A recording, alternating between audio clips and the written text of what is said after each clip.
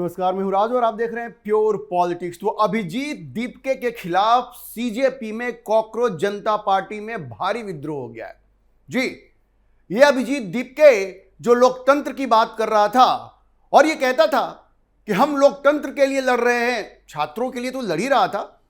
वैसे अभिजीत दीपके और इसके पूरे गैंग का यह कहना था कि हम लोग एपॉलिटिकल हैं, हम लोग गैर राजनीतिक एक संगठन बना रहे हैं, अभी पॉलिटिक्स में नहीं जाएंगे। लेकिन अगर आप उनके बयानबाजी को देखेंगे तो खुलेआम एंटी बीजेपी माइंडसेट इनका झलकता है। लेकिन इन लोगों ने कहा कि हम पॉलिटिकल पार्टी नहीं है, हम पारदर्शिता में विश्वास रखते हैं, हम किसी ग्रुपिज्म में विश्वास नहीं रखते। लेकिन इसी अभिजीत दीपके के खिलाफ कॉकरोच जनता पार्टी में भारी विद्रोह हो गया है। और विद्रोह किस बात को लेकर के हुआ है? विद्रोह इस बात को लेकर के हुआ है कि जो कोर कमेटी बनाई गई है कॉकरोच जनता पार्टी के, जिसमें सारे ऑफिस बेयरर्स का नाम है, पदाधिकारियों का नाम है, उसमें अभिजीत दीपके के ऊपर यह आरोप लग रहा है कि उसने सारे अपने चमचों को या जो उसकी हां में हां मिलाते हैं उसको उसने भर्ती कर दिया। यहां तक कि उसकी एक गर्लफ्रेंड का नाम भी आ रहा है कि उसकी गर्लफ्रेंड को भी उस कोर कमेटी में रख दिया गया है। और जिन लोगों ने जंतर मंतर पे लाठियां खाई, देखिए उनके जो कॉकरोच हैं, जो वॉलंटियर्स हैं सीजेपी के, वो ये कह रहे हैं कि लाठी तो हमने खाई और ये जब कोर कमेटी बनी तो इसने अपनी गर्लफ्रेंड को उसमें रख दिया है, इसने अपने सारे चमचों को उसमें रख दिया है। और कम से कम 2 ऐसे वॉलंटियर्स हैं जो आमरण अनशन शुरू कर चुके हैं। जी, उनका कहना है कि हमारी बात अभिजीत दीपके नहीं सुन रहा है, इसलिए हम लोग अब आमरण अनशन करेंगे। सोचिए, ये अभिजीत दीपके जो दरअसल कोई नहीं है, ये आम आदमी पार्टी का कार्यकर्ता रह चुका है। अगर आप इसके पुराने ट्वीट आप देखिएगा तो ये आम आदमी पार्टी के पक्ष में ही बोलता था। 2020 का जो असेंबली इलेक्शन हुआ था उसमें ये वॉर रूम का हिस्सा हुआ करता था केजरीवाल के। 2020 में जो दिल्ली का इलेक्शन हुआ था, आप ये समझिए कि ये पूरी तरह से गैंग जो है, जिस गैंग को इसने खड़ा किया है, ये सब के सब अरविंद केजरीवाल के चेले चपाटे हैं।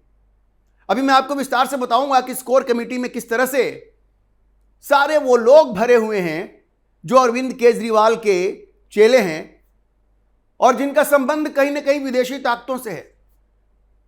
और इस बात को लेकर के सीधे कॉकरोच जनता पार्टी में विद्रोह हो गया है। अब उनकी एक गर्लफ्रेंड भी है, नाम मैं इसलिए नहीं ले रहा हूं क्योंकि अभी नाम लेना ठीक नहीं है, लेकिन सोशल मीडिया पे नाम पूरी तरह से तैर रहा है कि उनकी गर्लफ्रेंड जो है उनको पार्टी में पद दे दिया गया है, कोर कमेटी में पद दे दिया गया है, सारे उनके चमचों को पद दे दिया गया है। लेकिन जो लोग जंतर मंतर पे बैठे रहे उनके साथ, उन सबों को एक तो उन व्हाट्सएप ग्रुप से भी हटाया गया है जिसमें कि इनका कम्युनिकेशन होता था। अभिजीत दीपके ने उन सबों को व्हाट्सएप ग्रुप से भी हटा दिया है। अब देखिए, आरोप तो है ही कि अपनी गर्लफ्रेंड को उस कोर कमेटी में जगह दी है। 2 लोग सीजेपी के जो कॉकरोच हैं वो आमरण अनशन पे बैठ गए हैं। कौन कौन है वो? उनमें से एक का नाम है मनीष ब्रह्मभट्ट और दूसरे का नाम है राहुल पांड्या। ये लोग अब आमरण अनशन पे बैठ गए हैं कि हमारी बात सुनो वरना हम भी जान दे देंगे। अभिजीत दीपके के घर के बाहर ये लोग आमरण अनशन पे बैठ गए हैं। उनका कहना है कि जिन लोगों ने लाठी डंडे खाए उनकी बात नहीं सुनी जा रही। जो अभिजीत दीपके के नजदीकी लोग हैं, ये जो उसकी वो किचन कैबिनेट कहते हैं ना, किचन कैबिनेट के लोग हैं, उन्हीं को कोर ग्रुप में भर दिया गया है। और इन लोगों का कहना यह है, राहुल पांड्या और मनीष ब्रह्मभट्ट का, कि अभिजीत दीपके दूसरा अरविंद केजरीवाल बनने की कोशिश कर रहा है। तो इसमें कोई बड़ी बात क्या है? जब अभिजीत दीपके बोस्टन यूनिवर्सिटी जा रहा था तो उसने एक ट्वीट किया था। यह मनीष सिसोदिया का भी बहुत बड़ा चेला है, भक्त है, और उसने मनीष सिसोदिया के साथ अपनी फोटो पोस्ट की थी और मनीष सिसोदिया का धन्यवाद किया था। कहा था कि भाई आपके गाइडेंस में हम आगे बढ़ेंगे। अरविंद केजरीवाल का तो भक्त है ही। तो हम लोग तो पहले से ये कह रहे हैं कि ये पूरा केजरीवाल का टेम्पलेट है। आप याद कीजिए, अरविंद केजरीवाल भी एनजीओ चलाया करते थे, इंडिया अगेंस्ट करप्शन। जो पहले एनजीओ था, उन्होंने भी कहा था कि हम राजनीति में नहीं आएंगे। अभिजीत दीपके भी अभी कह रहा है कि हम राजनीति में नहीं आएंगे, हम लोग प्रेशर ग्रुप बन के रहेंगे। ना ना, गलती मत कीजिए, ये अरविंद केजरीवाल के रास्ते पे चल रहा है, इसका राजनीति में आना तय है। अभी ये पूरे देश में अपने आप को फैलाने की कोशिश करेगा, वो कोशिश सफल नहीं होगी। अभी ये जाकर राहुल गांधी से भी मिला है। भाई इसकी हर चाल राजनीति से प्रेरित है और ये ड्रामा करता है कि हम राजनीति में नहीं आएंगे। उसके तमाम बयान आप देख लीजिए। कॉकरोच जनता पार्टी के ऑफिशियल हैंडल से भारतीय जनता पार्टी के खिलाफ, प्रधानमंत्री मोदी के खिलाफ ट्वीट हो रहे हैं। ये अरविंद केजरीवाल का ये चेले और ये जो चपेटे हैं, ये बस उनके इशारे पर ये काम कर रहे हैं। और अभिजीत दीपके वाकई दूसरा अरविंद केजरीवाल बनने की कोशिश कर रहा है। बहुत जल्द आप देखेंगे ये राजनीति में पैर रखेगा। लेकिन अब सीजेपी के अंदर ही जो विरोध शुरू हो गया है, हमारा नंसन पे लोग बैठ रहे हैं भाई, और अभिजीत दीपके के ऊपर तानाशाही का आरोप लग रहा है। यह कहा जा रहा है वो किसी की नहीं सुन रहे हैं। अब देखिए ये लोग जो हैं वो कह रहे हैं कि भाई इंटरनल डेमोक्रेसी तो इसमें सीजेपी में है ही नहीं, बिल्कुल मनमानी हो रही है। और अगर आप इस लिस्ट को देखेंगे, जो ऑफिस बेरर्स की लिस्ट आई है, तो आपको साफ समझ में आ जाएगा कि केजरीवाल का इस सीजेपी पे, कॉकरोच जनता पार्टी पे पूरी तरह से कब्जा है। ये सब उसी के लोग हैं। चूंकि अरविंद केजरीवाल का अपना चेहरा इतना काला हो चुका है, उस पर कालिख पुत चुकी है शराब घोटाले के बाद, तो अब वो फिर से अपने आप को जीवित करने की कोशिश कर रहे हैं अरविंद केजरीवाल।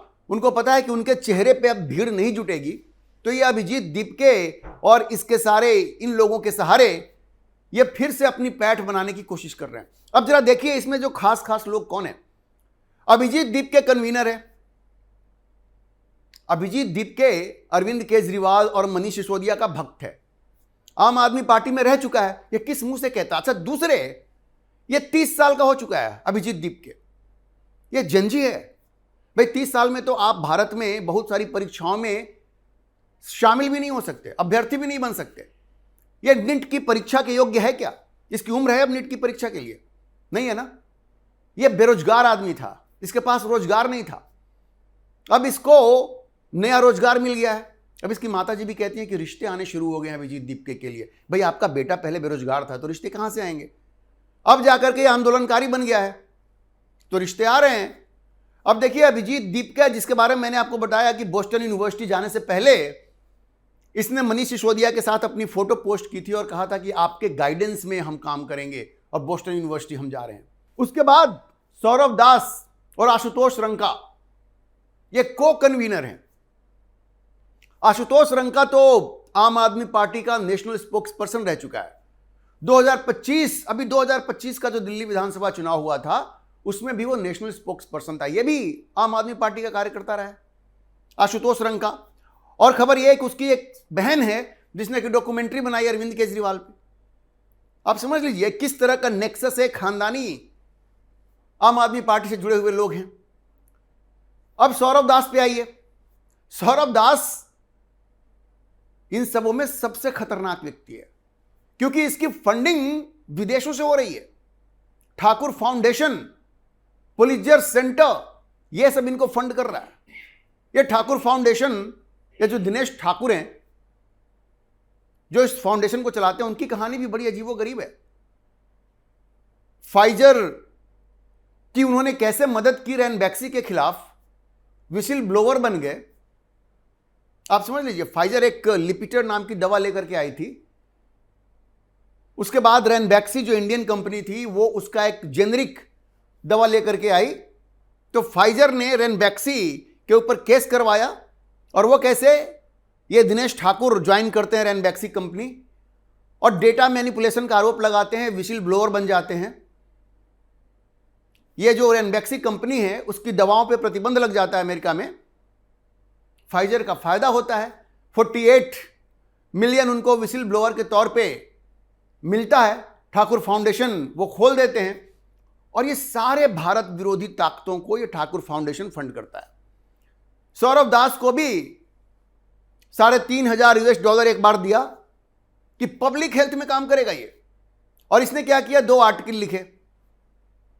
एक आर्टिकल में लिखा कि उत्तर प्रदेश में मुसलमानों के साथ ज्यादती हो रही है, दूसरे आर्टिकल में लिखा कि जो पेगासस सॉफ्टवेयर है, आपको याद होगा पेगासस को लेकर के बड़ा हंगामा हुआ था कि मोदी सरकार ये जो इजरायली सॉफ्टवेयर है उसका इस्तेमाल विपक्षी नेताओं पर नजर रखने के लिए कर रही है। उस पर इसने आर्टिकल लिखा। आप सोचिए पब्लिक हेल्थ का इससे क्या संबंध है। इसीलिए जो FCRA बिल आ रहा है ना, उसमें अब इन लोगों को पूरी डिटेल देनी पड़ेगी कि ये लोग आखिर पैसा ले रहे हैं किस काम के लिए ले रहे हैं। काम कुछ और बताते हैं, करते हैं काम कुछ और। तो आप समझिए कि सौरभ दास सबसे खतरनाक है, क्योंकि वो विदेशी ताकतों के इशारे पे काम कर रहा है, जहां जिस तरह से उसकी फंडिंग हो रही है। इतना ही नहीं, उसका मन इतना बढ़ गया है कि सीधे सुप्रीम कोर्ट पे सवाल उठा रहा है, सुप्रीम कोर्ट को चैलेंज कर रहा है। ये है कौन? अभिजीत दीपके पुलिस अधिकारियों के साथ बदतमीजी से पेश आ रहा है। भाई ये कोई चुना हुआ व्यक्ति है क्या? ये सौरभ दास कोई चुना हुआ व्यक्ति है? आशुतोष रंका कोई चुना हुआ व्यक्ति है? बट इनकी गर्मी आप देखेंगे तो ऐसे बात करते हैं जैसे कि ये लोग MP बन गए हैं, मिनिस्टर बन गए हैं। अच्छा, ये तो अभिजीत दीपके ने अभी तक यह नहीं बताया है कि बोस्टन यूनिवर्सिटी जाने के लिए उसके पास पैसा कहां से आया।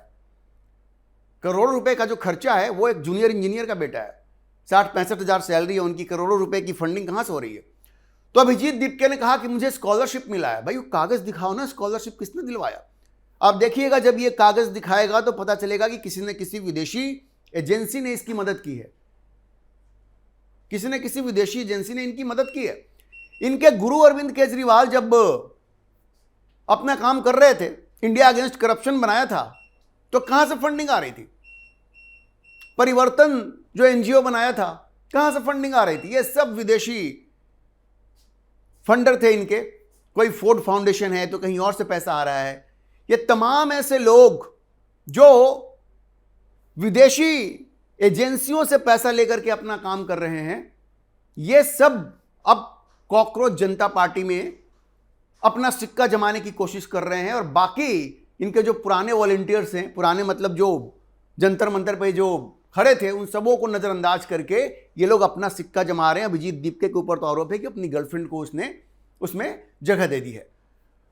अच्छा देखिए, अभिजीत दीपके कन्वीनर बन गए, सौरभ दास आशुतोष रंका को कन्वीनर बन गए।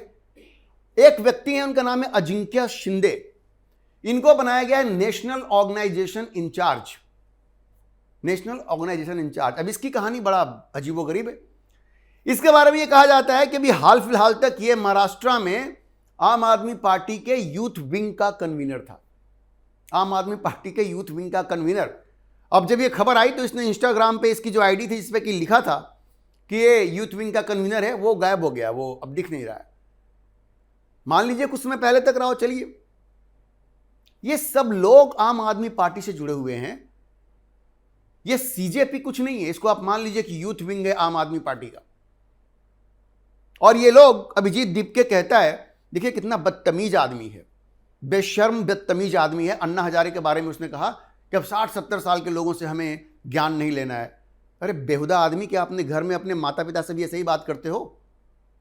क्या इस तरह का सम्मान दिखाते हो? क्या अपने माता पिता की ऐसी बेइज्जती करोगे तुम? जयप्रकाश नारायण ने जब इस देश में आंदोलन शुरू किया तो क्या उम्र थी उनकी? क्या उम्र थी? मोरारजी देसाई जब इस देश के प्रधानमंत्री बने तो क्या उम्र थी उनकी? डोनाल्ड ट्रंप की क्या उम्र है? तो उस उम्र में क्या वो अमेरिका के राष्ट्रपति नहीं है? और तुमने अन्ना हजारे के बारे में इस तरह का अपमानजनक शब्द कह दिया। संस्कार की कमी दिखा रहा है, संस्कार इसमें है ही नहीं।